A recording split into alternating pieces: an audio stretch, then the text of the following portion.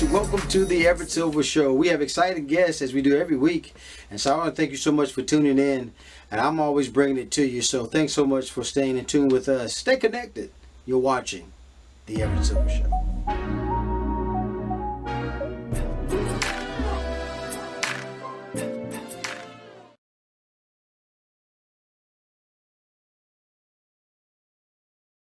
Hi, Everett. Hi. Karla-Simone, Sara, thank you so much for doing the show. What a pleasure to have you guys. Oh, Thanks for such a having pleasure me. to be here. Well, one woman's fight to tell a story. BritBox original limited series, The Confessions of Franny Langston. And I have the wonderful creator writer, Sara Collins here, also the star, Karla-Simone Spencer. And I guess, Sarah, I'll start with you because I'm always intrigued by, I know this is a new murder mystery kind of based upon the award-winning novel. I always like to get behind the creative mind of Sara Collins. Tell me who that is. Oh, wow. Now that's $1 million question. Are you going to give me $1 million to answer it? um, I mean, in on this occasion, I think this was really born out of my kind of obsession. It was also, I'm going to be honest with you, born out of a great deal of anger. I have been thinking a lot about the gaps and silences in history and in literature. And, I've been obsessed with this kind of Gothic romance since I was a teenager. And there had never been a story like this that put a Black woman center stage. And so my mission here really was that simple and also that complicated. It was, I describe it as putting a Jamaican woman in Jane Austen territory. And I'm really proud that we've been able to do it in a story. And I do mean a story where we're not focusing on the fact that she comes from a backdrop of slavery. That's just her background. What we're doing here is taking her on a journey that involves, a really passionate, twisted, tortured love story with her mistress, and a murder mystery when she's accused of murdering the woman she loves and her husband, and a kind of meditation on intelligence and on women's anger and on women's rights and on how you can find your own voice in a world that assumes that you should be voiceless. So, it's just been a privilege to be able to imagine it in the novel and now on screen. Well, I got to tell you, Karla-Simone, I don't know where they get the words that says up and coming actress. You killed this role. And I'm telling Yeah. you, as if you're seasoned, in your craft. Talk about your role and your character because I was blown away looking at some of the trailers and some of it. It's Oh, true. thank you so much. That's really sweet. Oh God. Yeah, no, Franny was is an incredible character.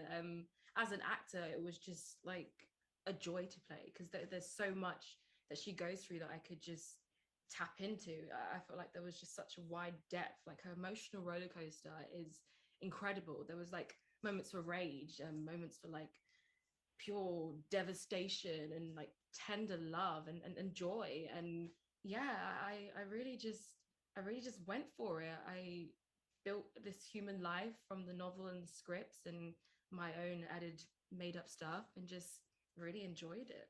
Yeah. Thank you. I know you're best known for your box office smash Blue Story, but one of the lines that jumped out at me, and I don't know if Sarah, I mean, telling you just from your writing, but one of the lines that jumped out at me, and I think Karla-Simone, I think you best said it in the actual, some of the footage of it, is that no one would expect you to have this type of story because of who Yeah. you are. Yeah. It's true. Speak I from mean, that even moment. yeah, like in the story, within the world of the story, and even outside of the story as an audience, you hear Confessions of Franny Langton and you kind of hear the description and you already have your own assumptions about what this story is going to be about. And Franny addresses that like straight off the bat. She's like, no doubt you're thinking this is just going to be another one of those slave histories. And she's like, it won't be. This is a story about me. And, it really just follows this human life and her journey of kind of being accused of double murder, her love awakening, and yeah, just figuring out who she is. And it's just, yeah, it's a roller coaster. Yeah, you're talking about Sara, the plots and the twist and turn, the events of I'm telling you, and then, to find out because we don't want to give too much away because you talk about the framework behind now this, this murder mystery kind of is going on. How could you have done it because of your place? Talk about a woman though has come from. I know your background is law. You studied law, London School of Economics. Did you see some of that drive though of trying to get stories out that maybe we have been misunderstood because of our culture in those moments? Yeah, I mean, I was a lawyer for many years, and I think the link is that lawyers are telling stories as well. You know, courtrooms are really crucibles for drama. Um, Right. and he who has the best stories usually wins. And he who has the best stories is usually linked to he who has power in society. So we've seen, it's a persistent problem that Black defendants will meet a different kind of justice system than other defendants will. And it was really instructive and interesting for me to think about that in the context of the early 19th century, when there was an assumption that you're looking at a Black defendant, that there's nothing there, that they don't even have the intelligence to defend themselves or to speak in their own defense. And I really wanted to subvert that and to turn that upside down in this piece. So, we start with a character in Franny who's the smartest person in every room that she's in, but she's constantly underestimated just because of the society and the time period and the expectations of people around her. And it's refreshing to play around with that, to turn people's expectations on their heads. I say this.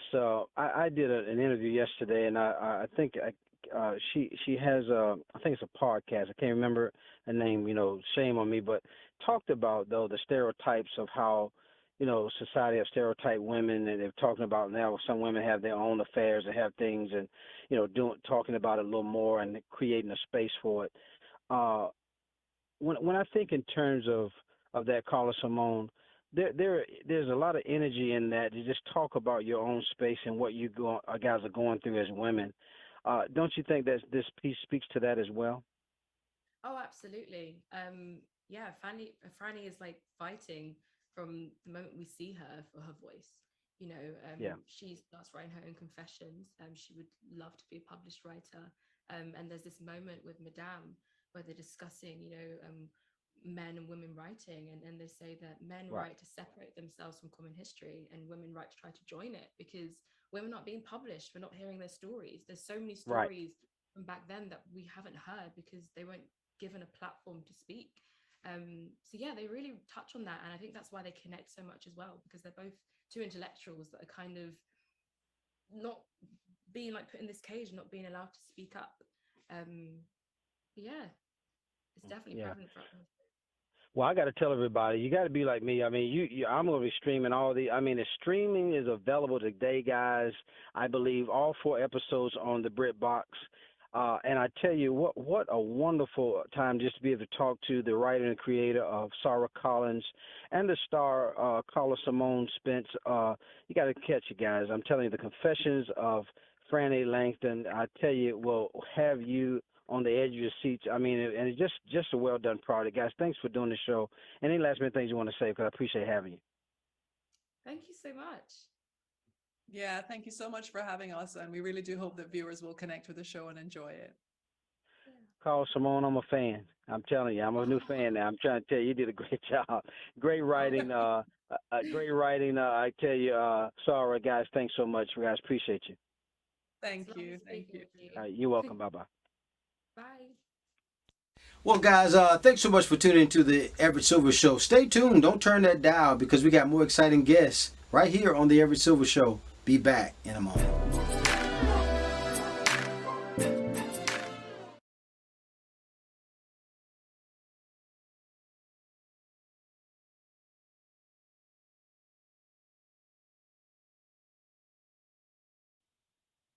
Hey, how you doing? Hey, Joe, how you doing? Thanks for doing the show. Yeah, thanks for having me.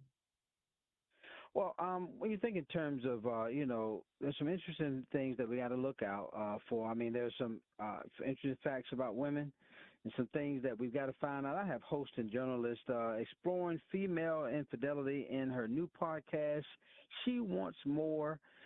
And I tell you, with that being said, I have the wonderful privilege of talking to Joe Piazza is here with us. Are women having, more affairs? I think that women are having more affairs and they're also more willing to talk about them than ever before. In the She Wants More podcast, we interviewed sociologists and anthropologists who study this kind of thing. They're much smarter than I am. And they say that more women are having affairs while the number of men having affairs has stayed relatively stagnant. And we also know that the dating website Ashley Madison, where married people can go to find an affair, they've seen an 18% uptick in female subscribers in 2022 alone on their 80 million members. So those numbers don't lie. We're definitely seeing more women going out and looking for something more outside of their marriages. Joe, do you find it interesting that they just now starting to talk about it? I do find it interesting, but I also find it important. I think that for so long we've normalized male affairs, male cheating in both, our everyday lives and in media and in pop culture, while there's been such a stigma and shame against women who have affairs. And I think that this podcast tries to level the playing field. We're not saying that everyone should go out and have an affair or even that it's right or wrong to have an affair. The podcast is very non-judgmental. We're just saying it happens and we're telling those stories. Yeah, I think what I saw some interesting things. The podcast kind of features real women of all ages, right? And, when you mentioned sometimes over the years women have been stigmatized, ostracized, as well as much worse, even committing adultery. What do you think from age? Does the age difference, or in this, I guess, featured real women? What do you find difference in? Does it matter the age? No, it doesn't matter the age. We spoke to women from their 20s to their 60s, and I think women are absolutely put in this box after we hit a certain age. We're told that we're no Right. longer passionate, that we no longer feel desire. And frankly, some of the most interesting stories we heard about infidelity came from women in their 50s. Wow, I was going to ask you, Joe, did anything surprise you? So many things. The podcast is surprising at every turn. I'm not even bored listening to it anymore, and I've listened to each episode about a dozen times. Each time I'm still I like, love woo, it. wait. Now, lastly, can you find, or from your, I guess, your podcast, what are some of the motivations that you think are behind this? Women have affairs for as many different reasons as men do. I mean, every affair is different, but the motivations tend to be they're looking for something they're not getting in their marriage. They're seeking a confidence boost. They're seeking more self-esteem, or they just want different kinds of sex. We don't talk about that enough when we talk about women. We say that men go outside their marriage for sex, but women are probably going outside their marriage for love. That is not the case. The majority of women that we talked to said that they wanted something different in the bedroom their husband was not giving them, and that is why they had an affair. That is something that's always amazing. And then any last minute thing, Joe, that you want to talk about that, because I know everybody's going to, what a wonderful podcast that you have to bring awareness to certain things that are going on. She Wants More. Any last minute things, Joe, you want to talk about? We created She Wants More because women need spaces to talk openly and honestly about their realities. And we don't have enough of those spaces. All of the women in She Wants More are real women telling their real stories about their real affairs, many of them for the very first time. And I have to say, it is so incredibly compelling. It really, really is. Again, I want to thank host and journalist Joe Piazza has been with us. I tell you, exploring the female infidelity in our new podcast, She Wants More. Joe, thanks so much for doing the show. What a pleasure to have you. Thanks so much for having me. You're welcome. More guests coming your way. Don't touch that dial. I'll be back in a moment.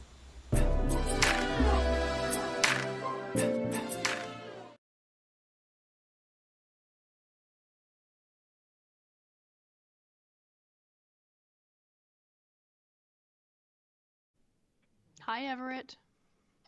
Hi, Dr. Gargis. Thank you for doing the show. A pleasure to have you. Oh, thank you so much for having me. We're finding out that people living with HIV can kind of expect to live as long as the general population, and thanks to understand this discovery and also development that I guess, contribute to some effective treatments. And so I have Dr. Harmony Gargis here, Chief Medical Officer at ViiV Healthcare. With that being said, again, welcome, Dr. Gargis. How has, I guess, living with HIV kind of changed in decades ago today? Well, it certainly changed dramatically from 40 years ago when HIV was first discovered.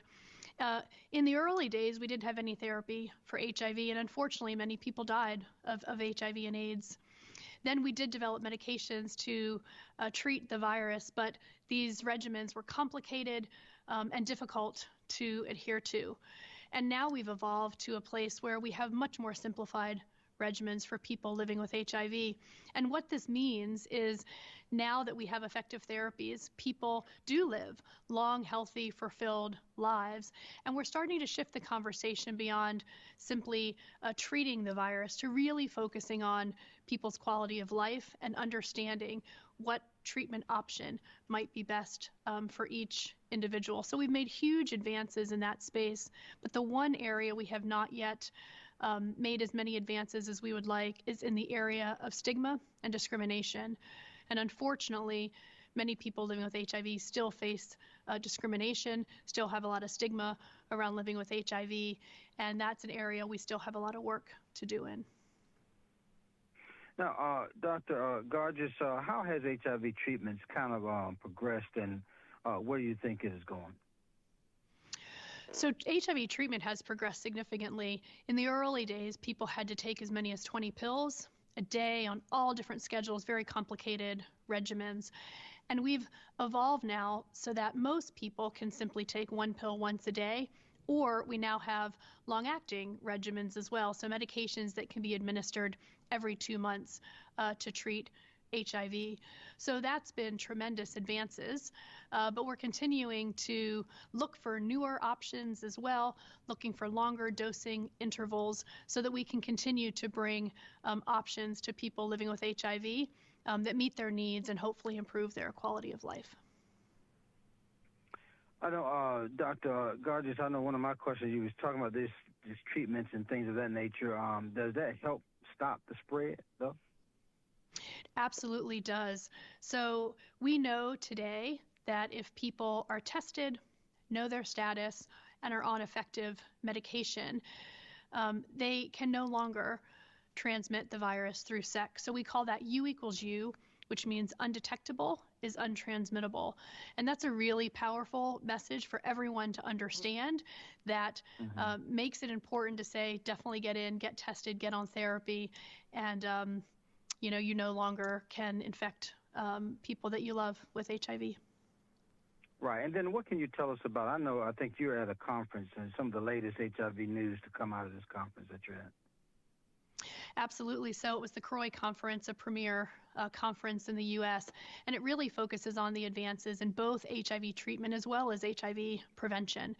And the one study I'd like to share with you was we presented positive findings from our SOLAR trial. This looked at people taking a commonly prescribed oral daily pill, Biktarvy, versus our long-acting regimen known as Cabenuva, given every 2 months. And what this study showed was those people on the long-acting regimen, it was just as effective as being on an oral daily pill. The safety profile was quite similar, other than injection site reactions with the long-acting treatment.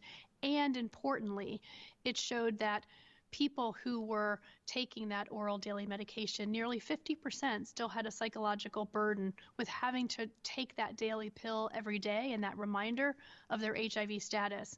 And when they switched to the long-acting, their treatment satisfaction increased, and 90% of them preferred being on the long-acting regimen. So this just really speaks to the importance of choices and making sure doctors are having that conversation with their patients about all the different options to understand what might be best for each individual. Well, I think this data is really going to help the HIV community. I agree with that, and we really hope that this will enable those conversations between patients and their physicians, because we know one size doesn't treat all. We know that we need to bring different choices to people because everyone has unique needs. And we know we need to really now focus beyond just treating the virus and really start having conversations with people living with HIV around their quality of life and what is most important for them. Well, what are some great breakthroughs on this? Once again, where do we go for further information, Dr. Garges? Absolutely. Well, first, I would say for anyone living with HIV, I would encourage them to please have a conversation with your physician or healthcare provider about the different treatment options that are out there so you can understand what medications might be the best fit for you. And then certainly for people who want to learn more about the long-acting regimen I spoke to, they can visit our website, cabenuvai.com, for more information. I want to thank again Dr. Harmony Garges here, been with us, Chief Medical Officer at ViiV Healthcare. Thank you, Dr. Garges, for doing this interview. Great information. Thank you so much for having me. You're welcome. Bye-bye. More guests coming your way. Don't touch that dial. I'll be back in a moment.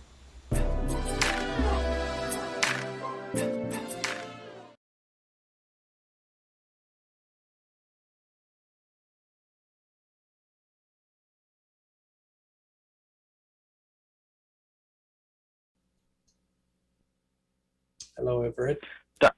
Dr. Ruska, thank you so much for doing the show today, sir. Thank you for the opportunity. Well, when we think in terms of talking about colorectal cancer screening, there's an option. Since we know this is Awareness Month, there's some information that we have to cover and who it may affect. I have Dr. Roberto Rodriguez Ruska is here with us. MD from FACS, fellow of American College of Surgeons is here with us. And with that being said, doctor, tell us what is colorectal cancer and who does it most affect? Colorectal cancer is the third most common leading cause of cancer in the United States. It affects everyone. Certainly there are individuals that are at higher risk of developing colon cancer, and those are individuals that have a family history of colon cancer or individuals that have inflammatory bowel disease. But certainly anybody that is susceptible to developing this disease. Now, Dr. Ruska, talk about what are some of the most common symptoms? One thing that is very important for everybody to realize is that colon cancer, for the most part, is asymptomatic, no symptoms. But if the individual has symptoms related to colon cancer, most commonly we see change in bowel habits, for instance, worsening constipation, change in the caliber of the stool, blood in the stool. That are probably the three most common. Other symptoms, and obviously this relates to higher stages, weight loss, anemia, abdominal pain, but those would be the most common symptoms that we see with colon cancer. And then Dr. Ruska, talk about what age, I guess, should we begin screening, or who gets screened, I should say? I think everybody should be screened. Initially, the recommendation to begin screening was 50 years. Most recently, the American Cancer Society recommended the screening to be at age 45. And the reason is because we are seeing an increasing incidence of colon cancer in younger individuals. Now, the age of 45 may be even lower if the patient has family history of colon cancer.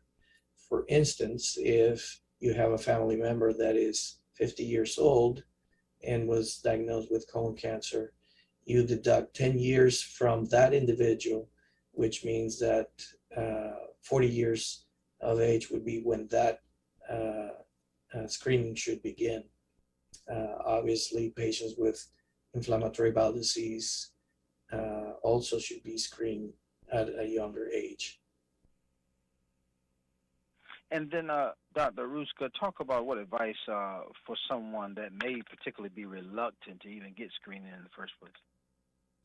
It's not worth it to let the busyness of your life rule your health. It's something that shouldn't be neglected. They may be reluctant because of fear to the procedure. Is a safe procedure when we're talking about colonoscopies, which is the gold standard. But there are other ways of screening for colon cancer, and those are stool tests that can be done at the comfort of your home to be screened. So there are resources available to everyone, and there shouldn't be an excuse for not to be checked, especially considering that this is a preventable, incurable disease. Wow, that's all. And then where can we go, doctor, for further information? You can go to the American Society of Colorectal Surgeons website, the American Cancer Society website. There are multiple resources. You can contact your primary care physician to get you involved with the screening process. Again, I want to thank my special guest, Dr. Roberto Rodriguez Ruska, again from the Fellow of American College of Surgeons. Thank you so much, Doctor, for doing the show today. This is vital information. You're welcome. Thank you for having me. You're welcome.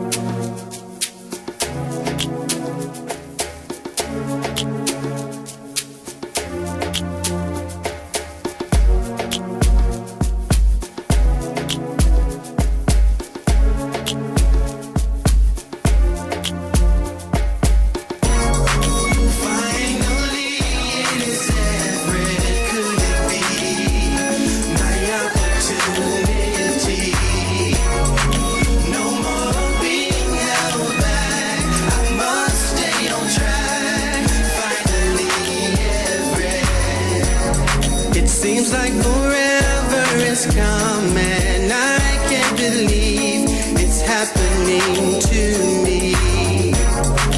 Wanting to sing, get the song all along. I know it's in me. Finally, it is Everett. Could it be my opportunity? No more.